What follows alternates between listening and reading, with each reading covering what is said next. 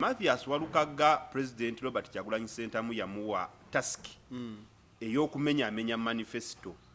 Tugenda mu Uganda empya.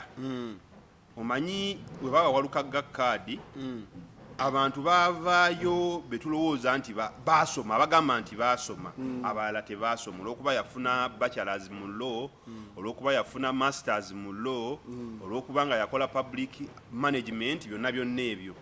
Bo ne balowooza nti bano ababadde abayimbi oba abantu abatali bayimbi tebeetaaga kuwa bifo bya bukulembeze. Mathias Walukagga President Robert Kyagulanyi Ssentamu yamuwa task ey'okumenyaamenya manifesto. Naye era bw'ogoberera manifesto, ogoberera olunyimba lwe yafulumizza olwa manifesto, olabye ddala nga is a very talented man, nga tuvudde ku talenti, asengeka bulungi ensonga. Mu introduction yokka yakubiddemu abantu nga 20 bengenda okumenyera. Yasookedde kubagamba n'abagamba abantu baagala services so si kusoma oba kwambala mataayi. Awo nga ab'ebitiibwa amaze obbasabula just mu kigambo ky'asoose okufulumya agende nebaza Robert Kyagulanyi Ssentamu ow'Embogo Mitembo okunnonda menyemenye manifesto n'asumulula. N'agamba sigamba nti abantu balage kyokoze, baagala bikolwa so si bigambo oba si kusomako. N'agenda mu maaso n'agamba abayimbi b'akadongo, bayogera abayimbi b'akadongo kamu babegakaawo, n'agamba abayimbi b'akadongo kamu bangi bayambye abaafa, yamenye Paulo Kafeero ne basudde ne Paulo Kafeero abaafa. N'agamba abayimbi ba Kaliyoki bakozeseza ennyimba zaabwe okufuna ssente.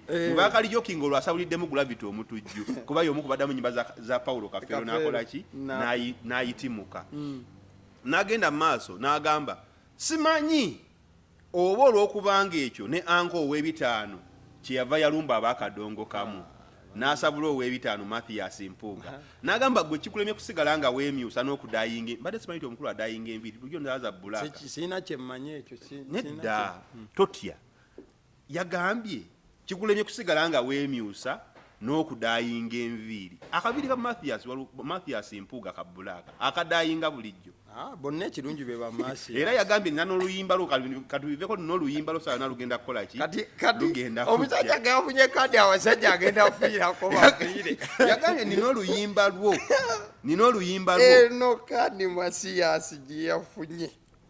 Naye omusajja yayimbye akayimba wokawuliriza olabye ddala Uganda empya egenda okukola ki? Okuba singa bannayuganda mulonda n'amagezi omanyi mujja kunyumirwa ennyimba, musigale nga muzina, musigale nga muluwaana, mugaane okulonda.